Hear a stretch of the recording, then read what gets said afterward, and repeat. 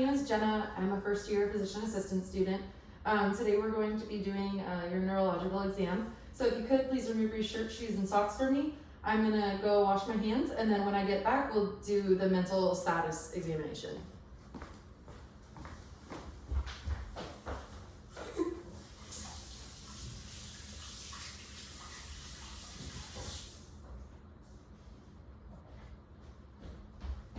Okay, so first I would test nasal patency. So if you could close one nostril and suck in, and then on the other side, close the other nostril. So then first we'll be testing the olfactory nerve. So if you could close your eyes and close your eyes and then close off one nostril. And then just take a slight breath in and tell me what scent this is. Cinnamon? Yep. And the other side. Coffee. Perfect, okay. So now we will test the cranial nerve 2, the optic nerve, by first doing near visual acuity. So at 14 inches away using the Rosenbaum chart. Sorry. It's okay. We would do this with and without corrective lenses. So if you could please close one eye or cover one eye and read the lowest line that you can. 4, 2, 6, 7, 3, 9. Okay, and then switch, please. And do the lowest line. 4, 2, 6, 7, 3, 9. Okay, and then with both eyes open. 4, 2, 6, 7, 3, 9. Okay, so again, that tested cranial nerve 2, which is the optic nerve. And then next we will, and then I would also perform that test with the, I would perform the distant visual acuity test with the Snellen chart 20 feet away in actual practice setting. So then next, I'll be testing cranial nerves 2 and 3, 3 being the ocular motor nerve, doing direct and consensual pupillary light reaction. So if you could just look straight ahead for me. Just straight at my forehead. Okay.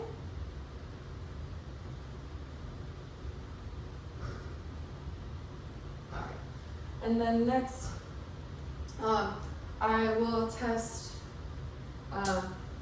cranial nerve 2 by doing gross confrontation. So if you could put your hands up like this and then indicate when you see my fingers come into your field of vision.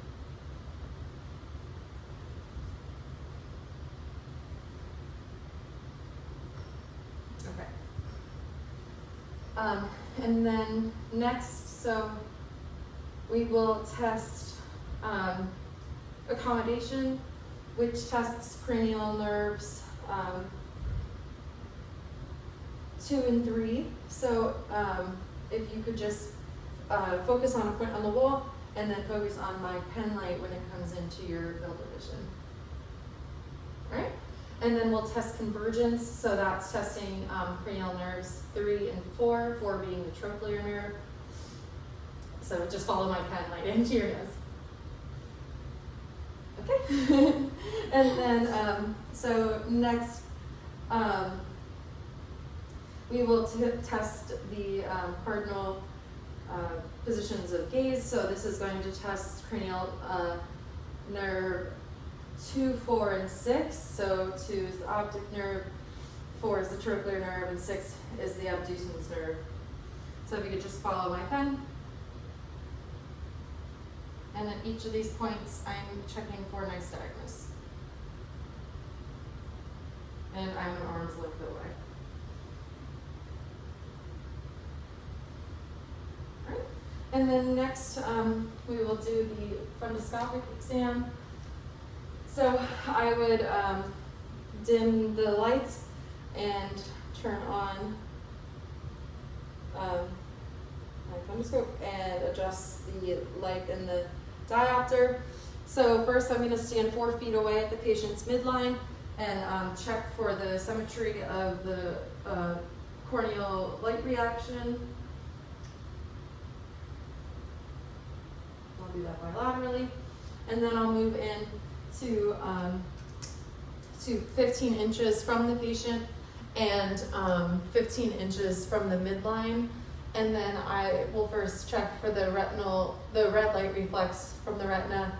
And then, because I don't want to blind her, I'm going to just say it now. I'm going to move in from there when I find the red light reflex, and then I'm going to assess the optic disc, the cup to disc ratio, the condition of the retina, the vessels, and that's it. All right. So I'm using my right finger for the patient's right eye. All of in. Using my hand. And then I'll have the patient look into the light. And then I was assessing the fovea and macula. And then I will do the same on the other side.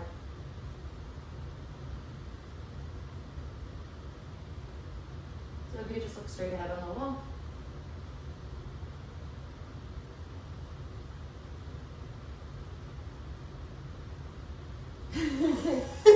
Sorry. Okay. All right, so that was the fundoscopic exam. And now we will test the trigeminal nerve. So I would, this is the blink reflex. So I'm not actually going to do it, but I would have the patient look up to the opposite way that I would be testing, and then I would lightly brush the cornea with the cotton ball. And again, that tests the cranial nerve 5, the trigeminal nerve. And then next, I would have the patient close their eyes. So please close your eyes. And I'm going to test the sensory portions of the trigeminal nerve. So does this feel the same as this? Mm-hmm. Does this feel the same as this? Yeah. And does this feel the same as this? Yes. Okay. And now keep your eyes closed, please. And then we're going to test cranial nerve 7, the facial nerve. So if you could resist, I'm going to try to open your eyes, and I want you to keep your eyelids closed. Okay? And so then also to test the facial nerve, the corneal blink reflex also tests the facial nerve. So for the facial nerve, the other things, so if you could lift up your eyebrows and then pull them together to frown, and then show your teeth, smile, puff out your cheeks, and then pucker your lips and whistle, please. I can't whistle. You can't whistle. Okay. So then next, so now that we've done the cranial nerve 5, which is the trigeminal nerve, we'll move on to that was the facial nerve, cranial nerve 7. So now we're going to test the vestibular cochlear nerve, which is cranial nerve 8, by doing the whisper test bilaterally. So if you could please close one ear off, and then I'm going to say a 2-syllable word, and I want you to repeat it back. Baseball. Hot dog. Okay. So then now that was cranial nerve 8. And now for cranial nerve 9, which is the glossopharyngeal, I would perform the gag reflex bilaterally with the tongue depressor. And that would be testing also the vagus nerve, which is cranial nerve 10. And then I would have the patient open up her mouth, and I would have the patient say, ah, and that test, and then I would be assessing for the rise and fall of the soft palate and assessing the patient's speech, and the quality of her speech and voice. And that would be testing cranial nerve 9, 10, and 12. Again, 10 is the vagus and 12 is the hypoglossal nerve. And 9 is the glossopharyngeal. And then next we're going to test the cranial nerve 11. So that's the accessory nerve. So I'm going to press down on your shoulder. So this is first testing the trapezius muscles. And I want you to push up against me. Resist me. Thank you. And then we're going to test the sternocleidomastoid muscle, which is also innervated by cranial nerve 11. accessory muscle. So I'm going to push on your face this way, and I want you to push towards me. Okay? And then push towards me. Great. And then now I'll have the patient stick out her tongue. I'll assess the symmetry, the position, and the left and right movement. So if you could move it left and right for me. And then now you can put it back in your mouth. And then I'll test the strength of the tongue. So I'm going to push. So stick your tongue out to this cheek, and then I'm going to push back. Okay? And then the other side. And then lastly, I'll test so that was for cranial nerve 12, the hypoglossal nerve. And then lastly, I'll test the hypoglossal nerve by having the patient repeat the phrase, no ifs, ands, or buts. No ifs, ands, or buts. Okay. And then next, I'll be inspecting the upper and lower extremities for muscle bulk and atrophy. And then I will assess the upper and lower extremities for muscle tone.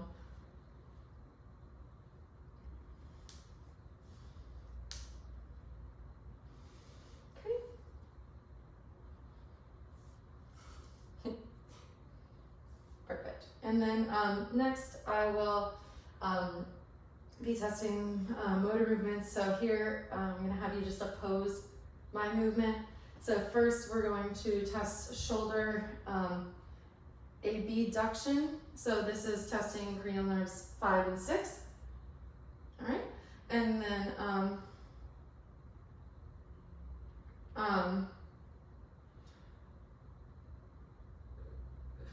shoulder adduction, so push against me, that's cranial nerve 6, or sorry, not cranial nerve 6, the cervical C6. And then next we'll move on to elbow extension, so if you could push against me. All right, so that is testing, flexion first. So that's testing C5 and 6, and then push against me. And this is testing C6 and 7. And then we'll do wrist extension, which also tests C6 and 7. And then wrist flexion, which tests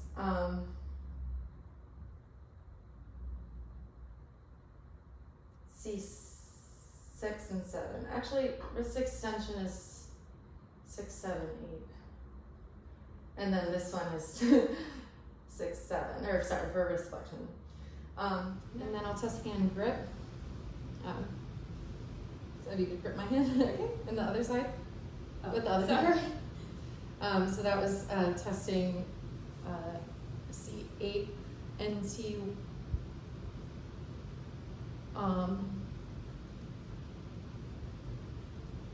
C7, 8, T1. And then C8 and T1, we'll be doing, that's the ulnar nerve, and we're gonna do finger adduction. So if you could just oppose that. Yeah. Yeah. And another side.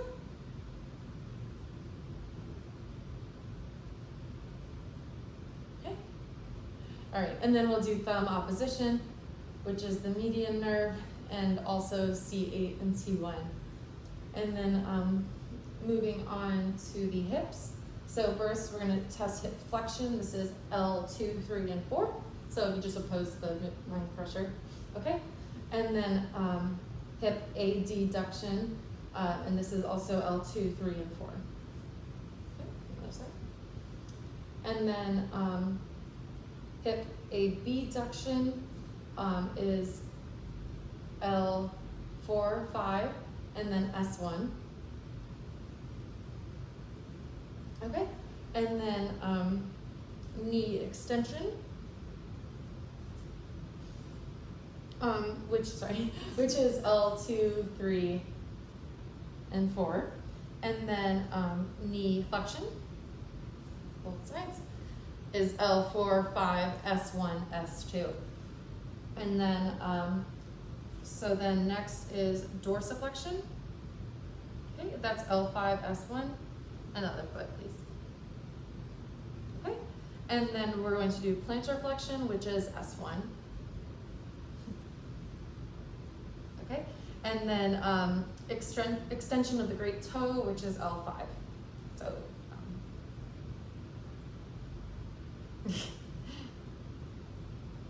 okay, and then we're going to be testing her the sensory. So here's the cotton ball. There it is. Okay. So starting with C5, the anteromedial upper arm.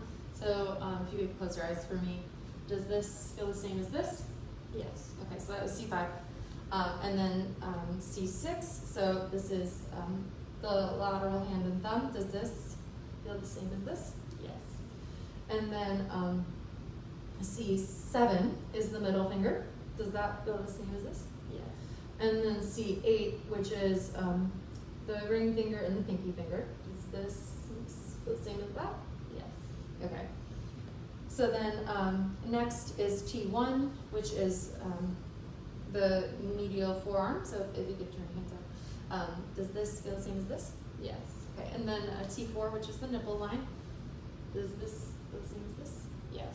Okay. And then T10 is the umbilicus. So does this, sorry, feel the same as this? Yes. Okay. And then if you could put your hands to your sides for me. So first we'll test L2, the inguinal area. So does this feel the same as this? Yes. And then, or sorry, it should go this way. And then L3, does this feel the same as this? Yes. And then L4, so that was lateral to the medial thigh. Then L5, so that was for L3. And then for L4, we start laterally. We go over the knee and down over the medial malleolus. So does that feel the same as? Yes. Okay. So that was 2, 3, 4, and then 5. So for L5, we start the lateral leg and move down over the toe. So does this feel the same as this? Yes. And by toe, I meant the great toe. And then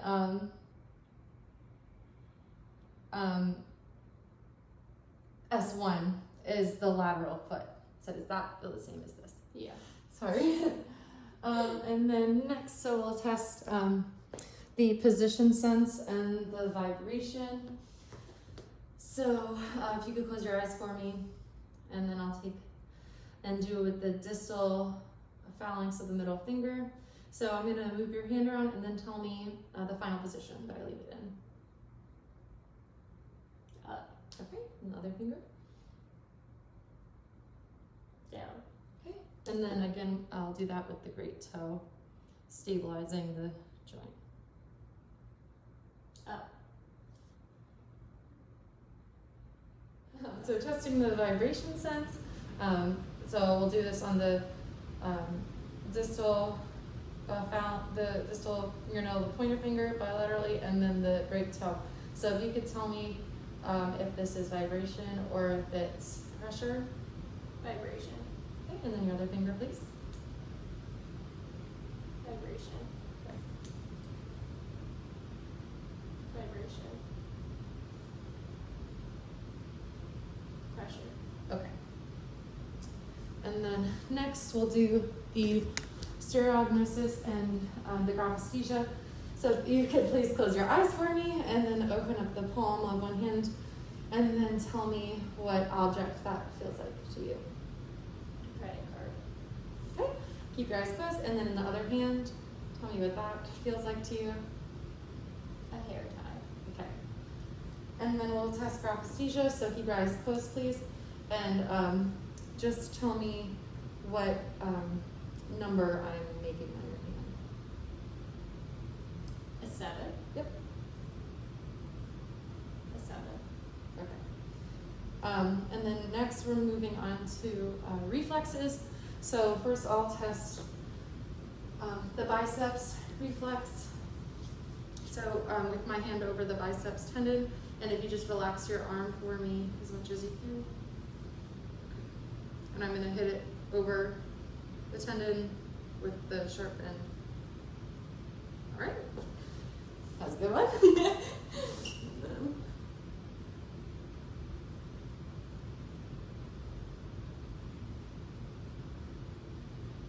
Let's see. So relaxer. Okay. And then next we'll do the brachioradialis reflex.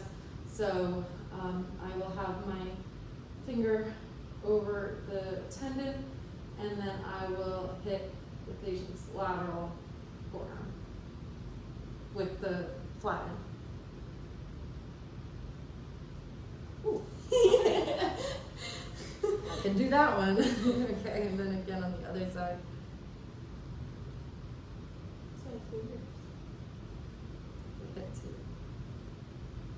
Okay. And then we'll do the triceps. So if you could sit forward for me. And then I'll just have you relax your arm so that you can put your full weight, yeah. And I'll put my hand on the triceps tendon and hit again with the pointed end. Okay. And then again on the other side. And just relax.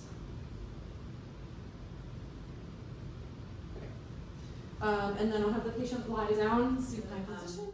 Abdominal reflexes above the umbilicus, it's going to be T8, T9, and T10, and then below the umbilicus is going to be T10, T11, and T12. And I'll just be testing to see that there's the abdominal, like an inward medial movement. And then below the umbilicus. There. Okay. And then I'll have you sit back up, and we'll test the patellar reflex. So this is L2, L3, and L4. So if you can shut your eyes for me. There we go. Ooh. And then next we'll do the Achilles reflex. So this is testing S1.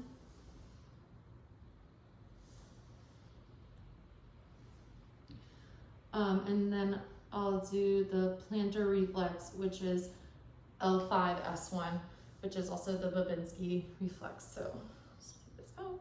And I'll go from the middle of the heel up to the ball of the foot. Okay, and the other side.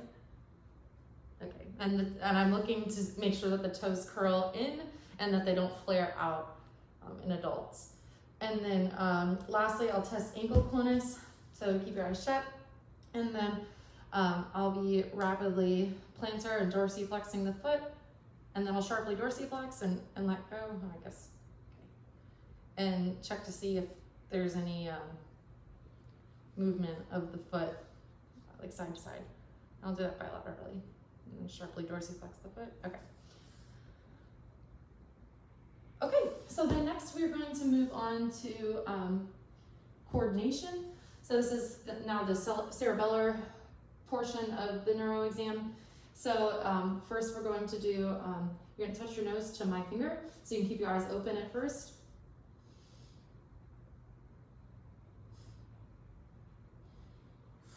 Okay, and now, so you can touch again, and then shut your eyes. And one more time. Okay, and then next we're going to do heel to shin, or heel to knee. So I'm gonna have, make sure the camera can see it real quick. Okay, yeah. So I'm gonna have you use the opposite heel and put it over on top, and then move it up to your knee, and then back down, and then on the other side. And then basically I'd just be looking to see if the heel overshoots the knee, in which case it may indicate a problem. And then next we're going to test rapid alternating movements. So if you could simulate like you're screwing a light bulb for me. Okay, and then next on each hand you can touch your fingers to your thumbs, each side, perfect. And then if you could tap your feet for me. Okay, great. And then next we'll be moving to assess the patient's gait and other ability to walk. So I'll have you stand up, and then I'm going to move this. I would be at the patient's side while she does this. So first I'm going to be observing her gait as we walk that way. Okay, and then on the way back, I'll have you, so turn around. Sorry, I'll have you walk heel to toe. So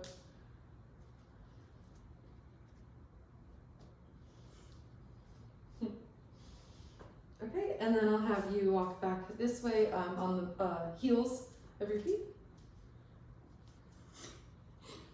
And then back on your toes.